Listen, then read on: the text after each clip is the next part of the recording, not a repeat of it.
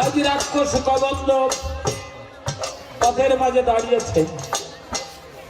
দয়াল রামচন্দ্র ডাক দিয়ে বললেন, ভাইরে লক্ষণ, সম্মুখে কেন দেখি আমি বিপদের লক্ষণ? আমার হস্তলোচনে স্পন্দন করছে। দেখবি ঠাকুরের কেমন নির্দয়, কেমন বিধান রয়েছে। এই জগতে যদি কোনো বিপদ আসতে লাগে তাহলে অঙ্গে তার পরিচয় প্রদান করে। হস্তলোচনে স্পন্দন করলে জানবেন কোনো ব্যাধি কিংবা কোনো বিপদ আসতে পারে চলে চলে। তোমার হস্তলোচনে স্পন্দন করছে, মনে বলছে এ সম্মুখে কোনো বিপদের লক্ষণ। লক্ষণ ডাক দিয়ে বলছে, দাদা আমাদের দুই ভাইয়ের হাতে ধনুর্বাণ থাকতে রাক্ষসে কি ভয়? আমরা কি রাক্ষসকে ভয় করি না? আমার দয়াল তো সবই জানে। আর তর্জনে গর্জনে রাক্ষস আসলো সম্মুখ পরে।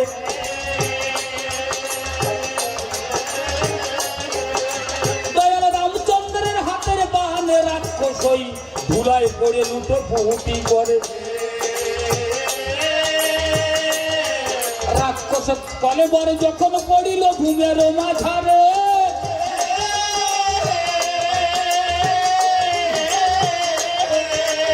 দিব্যদেব মূরতি দয়াল আমার শূন্যে দর্শন করে।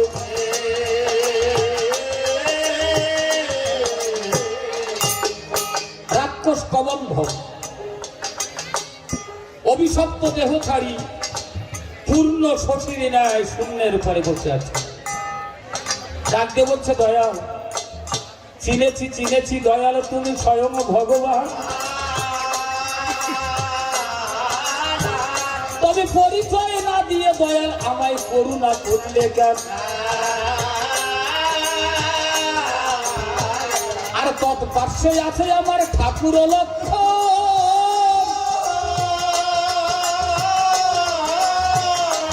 তোমাদের দেখে পূর্বের কথায় আমার হয়েছে স্মরণ। আমি কুবের নামে দৈত্য ছিলাম স্বর্গবাসে। একদিন সাপিল দেবগণ আমায় অতি মহাকোপে। আমার মস্তিষ্ক পরে করেছিল বজ্রাঘাত। পতন নাশা কর্ম না রইল বাহিরে পৌঁছিল উদর। আমার দুইখানা হস্ত হইল দীর্ঘ 2 লক্ষ।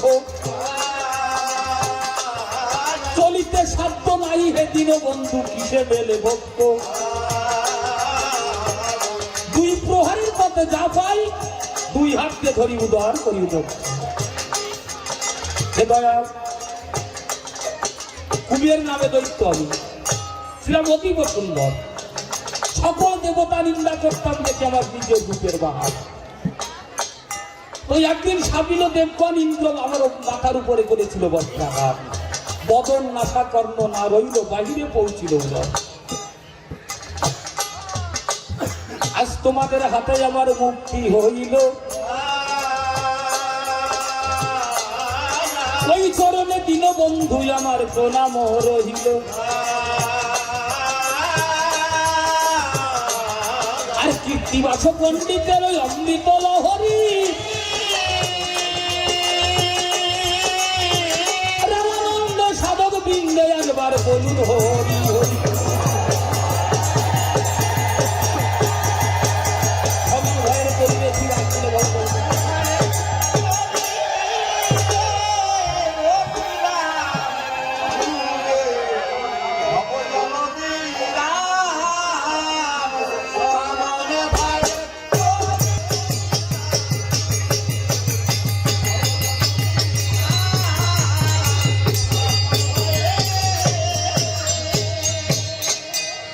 রাক্ষসী গেলে আমি পাবো মুক্তি।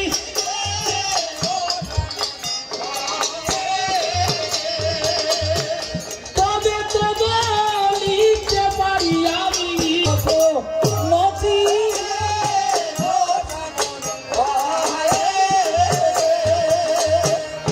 এখান হতে দয়াল তুমি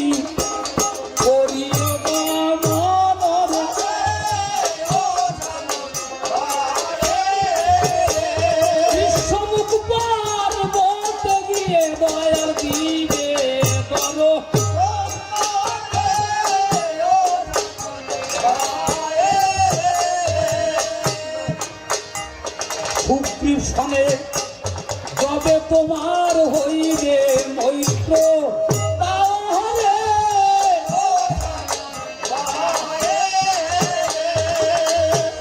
কবে তুই উদ্ধারিবে তোমার জনক নন্দিনী সীতা।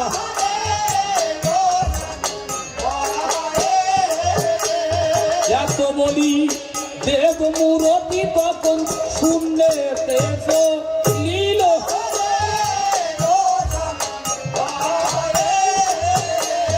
সেটা হচ্ছে দয়াল আমার গমনত নীল।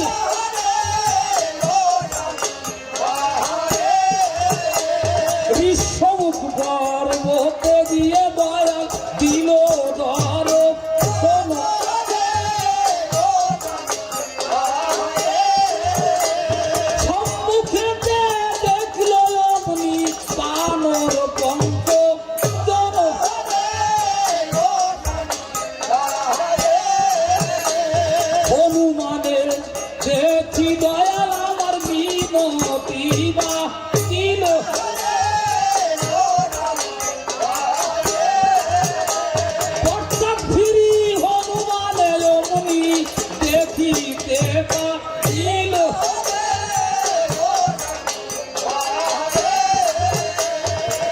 দেখা মাত্র হনুমান গিয়ে দয়াল রামের চরণের পরে পতিত হয়েছে। ডাকতে বলছে, হে দয়াল, চিনেছি চিনেছি তুমি স্বয়ং ভগবান, নিশ্চয় হইবে তুমি কোন রাজার কুমার।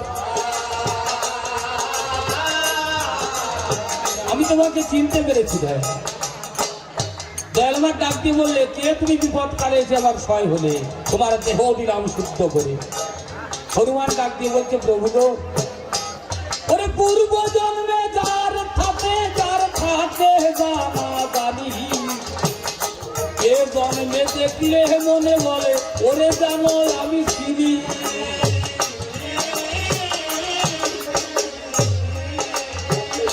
হনুমান ডাক দিয়ে বলছে, দয়াল, পূর্ব জন্মে যার সাথে যার থাকে জানা জানি, এ জন্মে দেখলে মনে বলে ওরে জানো আমি চিনি। দেখবেন বাবা, অনেক সময় তার সঙ্গে কোনো দিন আপনার দেখা হয়নি, অত দেখা হওয়ার মনে হয় কোথায় যেন দেখেছি, অথচ কোনোদিন আপনি দেখেন, তবু মন বলছে ওরে যেন আমি কোথায় দেখেছি। কেন? ওই যে পূর্বজন্মে একটা জানাজানি থাকে যায়, ওইটা চেনাচিনি হয়। হনুমানকে দয়াল আমার ডাক দিয়ে বললেন, সত্য যদি চিনে থাকি ধরে পবনের নন্দন, শিক্ষা করি কর বাঁচা ওই সীতার অন্বেষণ। আর সুগ্রীব নামে রাজা কেবল আছে ঋষ্যমুখ পর্বত পরে,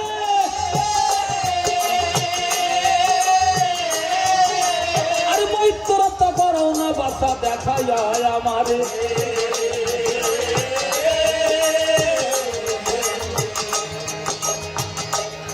হনুমান ছুটে গিয়ে সুগ্রীবকে সবকিছু জানিয়েছে।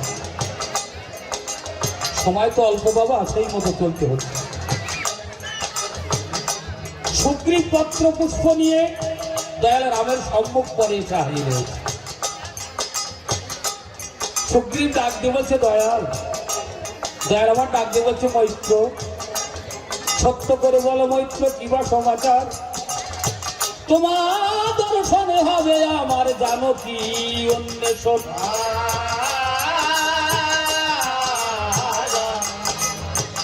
সুগ্রীব ডাকতে বলছি, কেমন ভাবে আমি সীতার অন্বেষণ করবো? লক্ষণ ডাকতে বলছে, 14 সহস্র রাক্ষস নিধন করেছিলাম মরা, সেই অপরাধে মনে হয় রাবণ রাজা হরণ করেছে সীতাকে। আমার মা জানকীকে হরণ করে নিয়ে গেছে। দয়াল আমার ডাক দিয়ে বললে, তাই তোমার দর্শনে হলো মধুর মিলন, আর এই মিলন হবে আমার জানকী অন্বেষণ। সুগ্রীব ডাক দিয়ে বলছে, দয়াল তা সম্ভব নয়, কারণ আমার দ্বারা তা সম্ভব হবে না। হতে পারে যদি মমভ্রাতা বালির সনে মিলন হয় তবে হতে পারে, কেন না? বালির বল বিক্রম তুমি জানো না দাদা। তাহলে একবার শ্রবণ করুন। বালি রাজার দিন সাগরের তীরে বসে সন্ধ্যা পূজা সমাপন করছে। রাবণ রাজা পিছন দিক থেকে ধরবার জন্য উদ্যত হচ্ছে। কেন? রাবণের সনে ছিল বালির বিসম্বাদ। তাই রাবণ রাজা মনে মনে চিন্তা করলেন, তাই আজ আর বালির নিস্তার নাই, কারণ সন্ধ্যা পূজা করছে তো আমাকে দেখতে পাচ্ছে না। বালিরা ধ্যান বাজে দর্শন করছে, পশ্চাতে রাবণ রাজা তাকে ধরবার জন্য উদ্যত হচ্ছে। ও তাই ধ্যান নাই ত্যাগে বালি রাজ গপ নাই ত্যাগে, পিছন দিকে বালি আর পিছন থেকে রাবণের অগ্নি জড়াইল লেগে।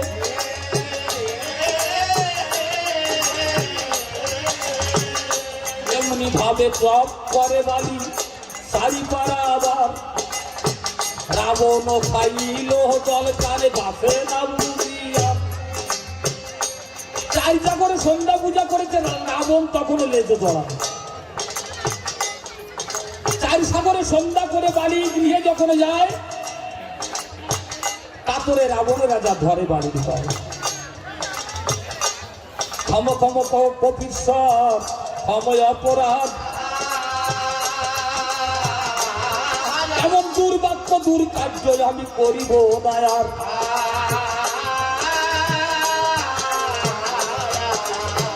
তাই বলছি দয়াল,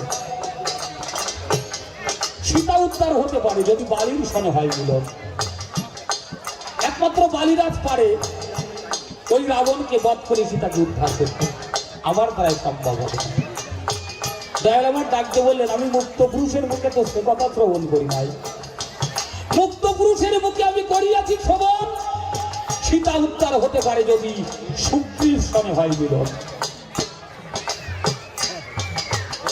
সীতা উদ্ধারের সনে বালির সঙ্গে মিলন আমার হবে নাই কোনো কাজে।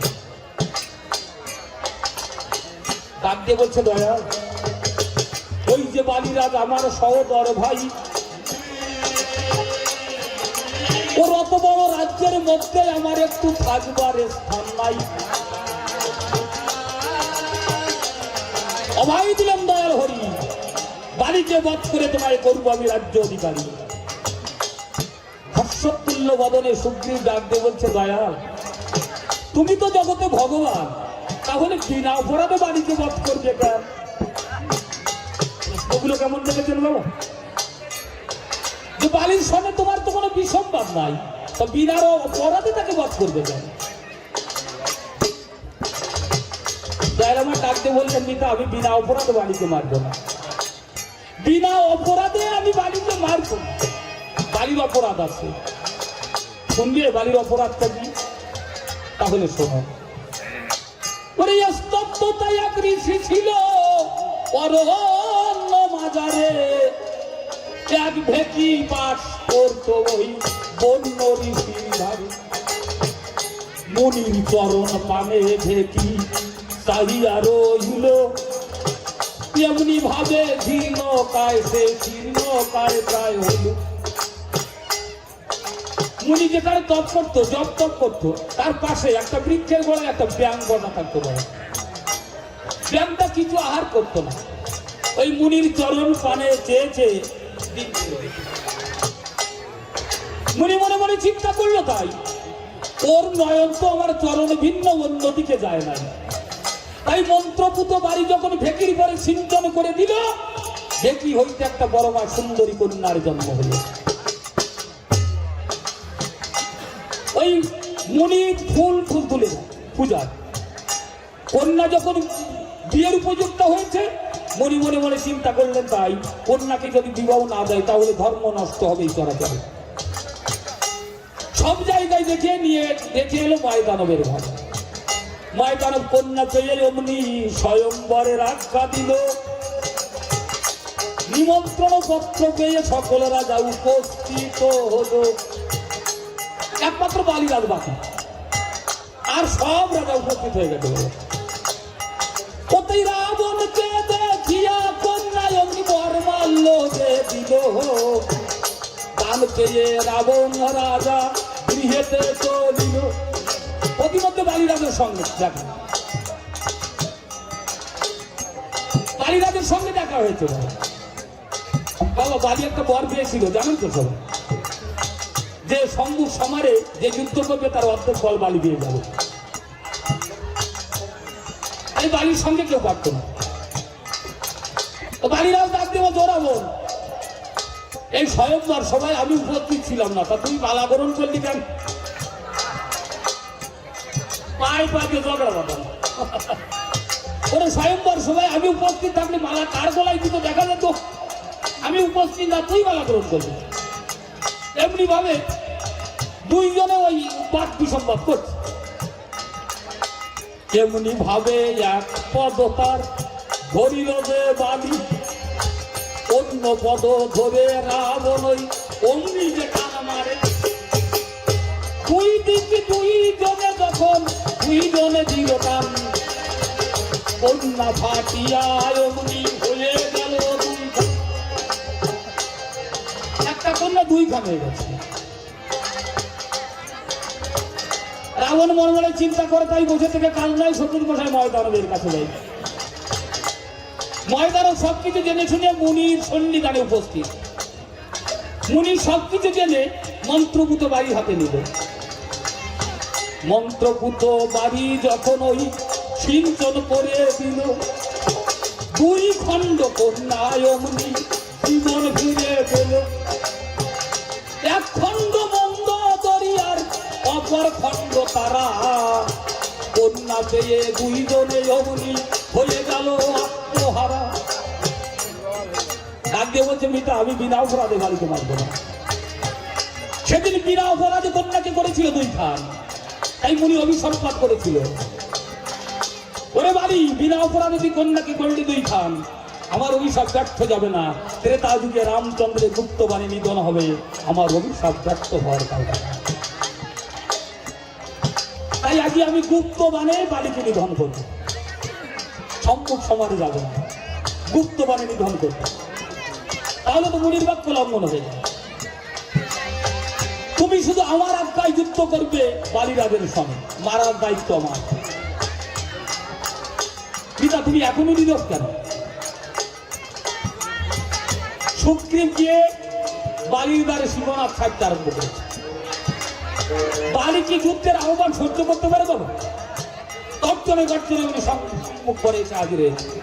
হাতে হাতে মাথে মাথে তখন আদিল সমর, দুই ভাইয়েতে মল্ল যুদ্ধ করে বহুত্তর।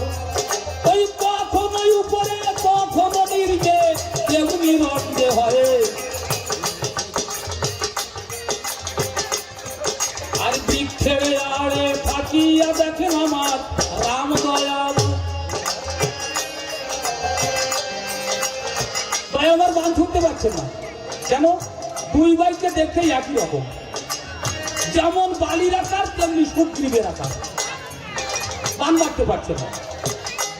বান ছুড়লে শত্রুকে মারতে গিয়ে কি মিত্রকে মেরে ফেলে, তাই বান ছুটতে পারছে না। পুনর্বার যখন সুগ্রীবকে ধরতে গেল, অসংখ্য সম সুগ্রীব অগ্নি পলায়ন করিল, গিয়ে এক দৌড়ে ঋষ্যমুখ পর্বতের ঘরে গিয়ে উঠেছে। ঋষ্যমুখ পর্বতের ঘরে বালি যেত না বলে, এরও অনেক কাহিনী। ঋষ্যমুখ পর্বতের পরে গেলে বালির মৃত্যু হবে, তাই ওখানে যেত না। এক দৌড়ে গিয়ে ঋষ্যমুখ পর্বত পরে উঠেছে। অভিমান ভরে দয়াল রামের সঙ্গে কোনো কথা বলছে না। দয়াল আমার ডাকতে বলছে, মৈত্র তুমি কথা বলো, কোনো কথা বলছে না। কেননা সে তো জানে বালির সঙ্গে যুদ্ধ আরম্ভ দিলে তাকে বদিবে পড়ানো, তাই সে বালির সঙ্গে কখনো যুদ্ধ করতে যেত না, গিয়েছিল শুধু দয়াল রামচন্দ্রের আজ্ঞায়। তাই অভিমান করে বলছে, কি করি তো রাজ্য ধনার, কি করি তো রামে, আজি যদি মরি তাম আমি ওই বালির সংগ্রামে।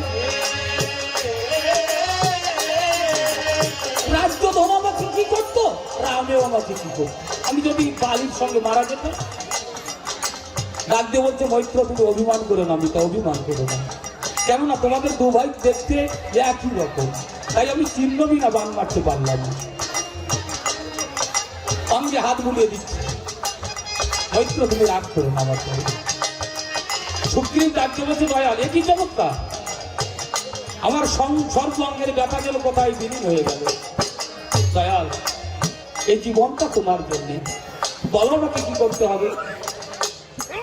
বলছে পুনরায় তোমাকে আবার যুদ্ধে যেতে হবে। লক্ষণকে ডাক দিয়ে বললো ভাই লক্ষণ, আমার মৈত্রের গলে একটা পুষ্পমাল্য পরিয়ে দাও, আমি যাতে চিনতে পারি ওই আমার মৈত্র। ওটাই লক্ষণ দিল পুষ্পমাল্য সুগ্রীবের গলে। পুনঃযাত্রা করে সুগ্রীব অতীব শুভ কালে। বাড়ির দ্বারে গিয়ে শিবনাথ থাকতে শুরু করেছে, বাইরে বাড়ি যুদ্ধ করাবার সঙ্গে। বাড়ির তৈরি হয়ে গেছে যুদ্ধের জন্য। অন্তঃপুর থেকে তারা সতী এসে বাধা দিয়েছে, না প্রাণপতি আমি তোমাকে আজ আর যুদ্ধে যেতে দেব না। কেন তারা? আমি দিগ্বিজয়ী, চতুর্দিক জয় করা বীর, আর সুগ্রীব যে যুদ্ধ করতে আমি তাকে ধরাই, তুমি আমাকে বাধা দিও না। বলছে না প্রাণপতি, শাস্ত্র প্রমাণ করেছে মা সতী নারীর প্রতি যেন বরকতের চূড়া, তাই সতী অন্তরে সাড়া দিচ্ছে। ডাক দিয়ে বলছে কাল যে গেল তব সঙ্গে পরাজিত হয়ে, আজ আবার যুক্তি আছে কোন সাহসে এত বলবান হয়ে। আমার মনে হয় জটাধারী রামচন্দ্র তার সয় হয়েছে, তাই সে যুদ্ধ করতে হচ্ছে। বাড়ি ডাক দিয়ে বলছে না তারা না, তা হতে পারে না, কেননা রামের সঙ্গে কবু তোমার বিসম্বাদ নাই, সে বিনা অপরাধে আমার সাথে যুদ্ধ করবে। তুমি আমাকে নিষেধ করে নাও, আমাকে যুদ্ধে যেতে তুমি নিষেধ করো না। রণে সাজিল রে সুগ্রীব জয় জয় জয় রাম বলুন।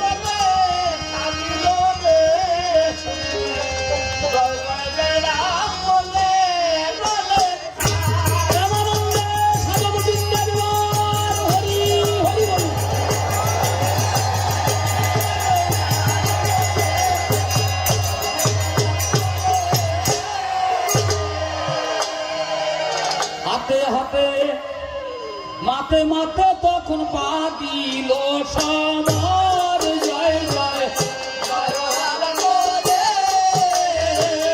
দুই ভাইয়েতে বলল যুদ্ধ পরে বহুত্তর জয় জয়। কখনো উপরে কখনো নির্বে এমনি রঙ্গে জয় জয়।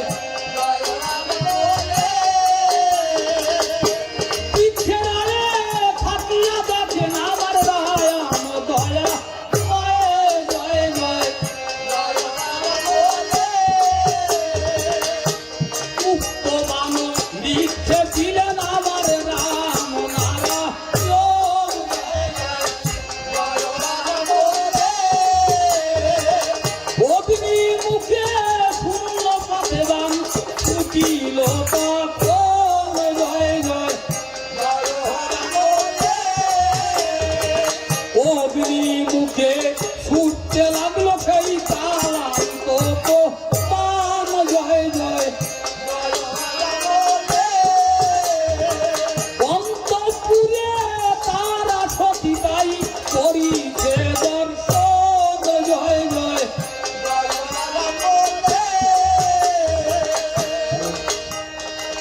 শূন্য পথে ছুটতে লাগলো ওই যে বান অগ্নি মুখে জয় জয়।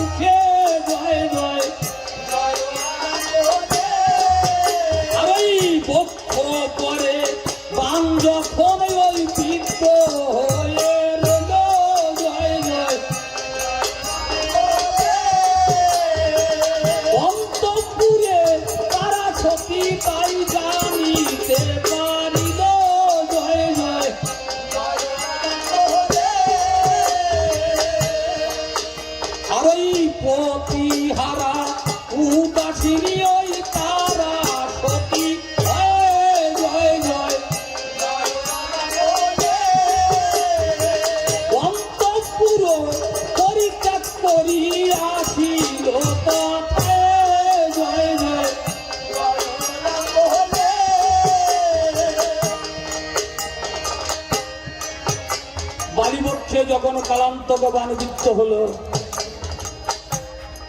অন্তঃপুরে মাঝে থাকি তারা সতী তা জানিতে পারে। পতিহারা সতী ফুটেছে, বাড়ির বক্ষ পরে পতিত হয়ে আমার দীনবন্ধু দুদির চরণ ধারণ করেছে। ডাক দিয়ে বলেছে, দয়া আমার এই ছিল কপালে, কি দয়াল রাম আমার এই ছিল কপালে।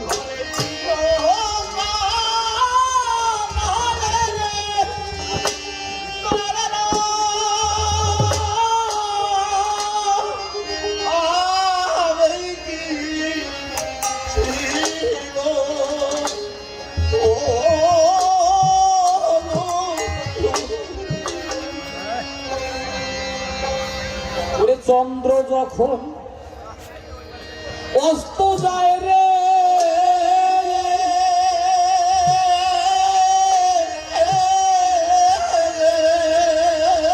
ও গো দয়া তার সাথে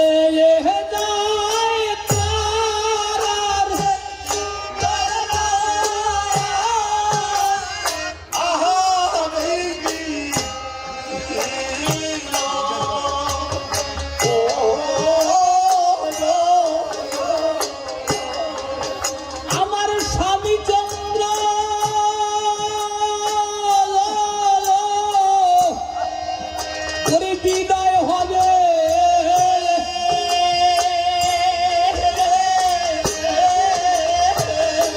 ওরে রেখে একটি মাত্র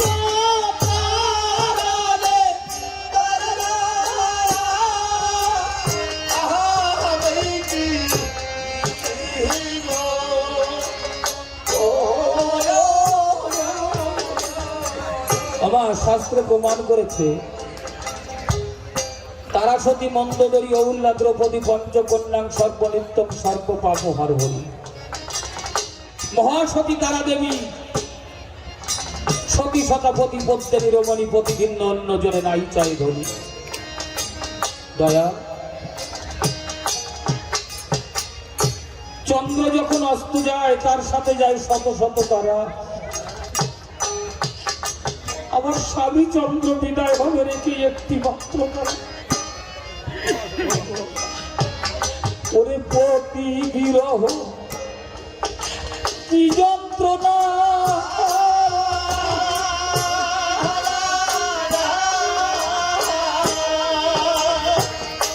ওরে ভবে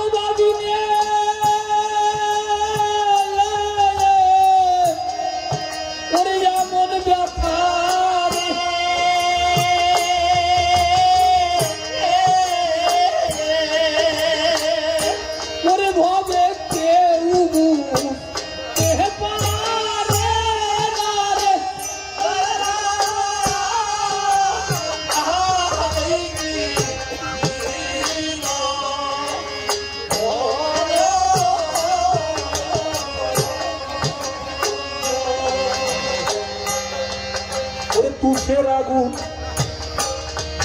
জলের হৃদয়ে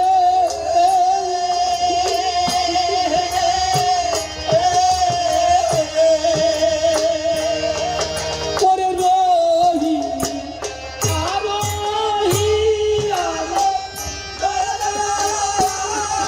করে দেহে থাকতে তারা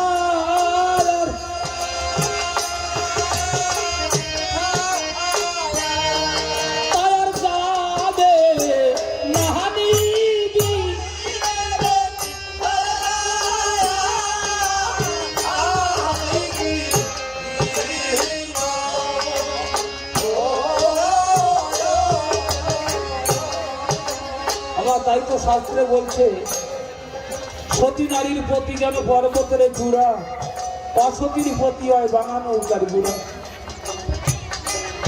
দয়াল অপরাধে পতিকে আমার কেড়ে নিলে কোন কারণে বলতে হবে দয়াল ধরি দীনবন্ধু তোমার দুটি চরণ। বিনা অপরাধ আমার পতিকে কেড়ে নিলে কেন? ওরে শব্দ পুত্র থাকতে যদি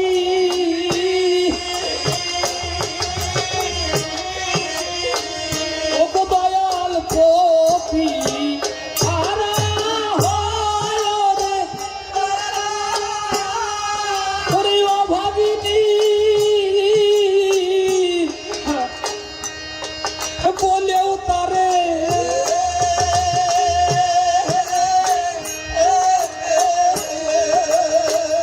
করে তারে লোকে গালি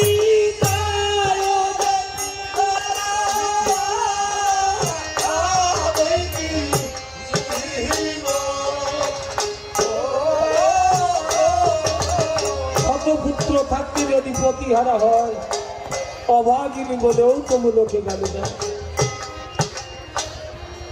আমা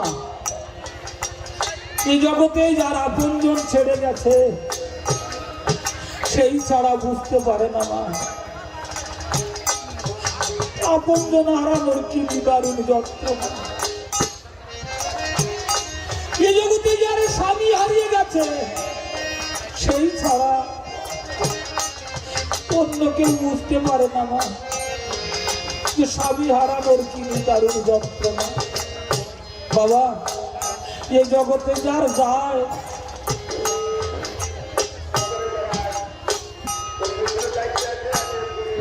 এই জগতে যার যায় সেই বোঝে, সেই জানে তার কোথায় গিয়ে আঘাত লাগে। এই জগতে যার যায়নি বা সে বুঝবে না। এই জগতে যার আপনজন ছেড়ে গেছে সেই বুঝতে পারছে তার কোথায় গিয়ে আঘাত লেগেছে। আর দীনবন্ধুর দুটি চরণ ধরে কেঁদে কেঁদে বলছে প্রভু গো শতপুত্র থাকতে যদি প্রতিহারা হয় অভাগিনী বলেও তবু লোকে গালি দেয়। স্বামীর মতো বান্ধব নারী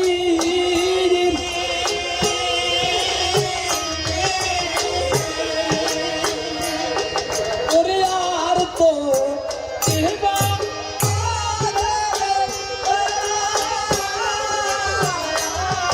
ওরে পতি বিনা মনের ব্যথা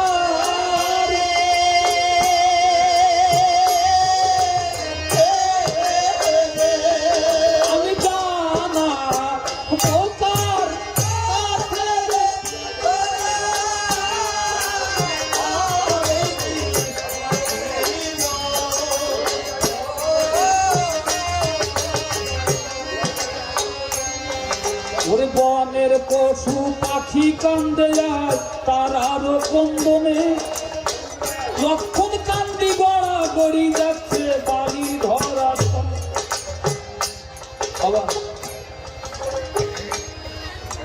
সতী নারীর চোখের জল কখনো বৃথা যায় না।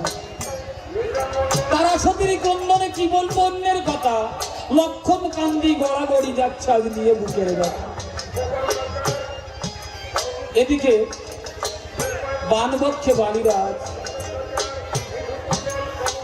অতি কষ্টে উঠি সহদর ভাই সুগ্রীবকে বক্ষে জড়িয়ে ধরেছে। ওরে ভাই রে, ওরে ভাই সুগ্রীব বাপ ভীষণ বাপ করেছি কত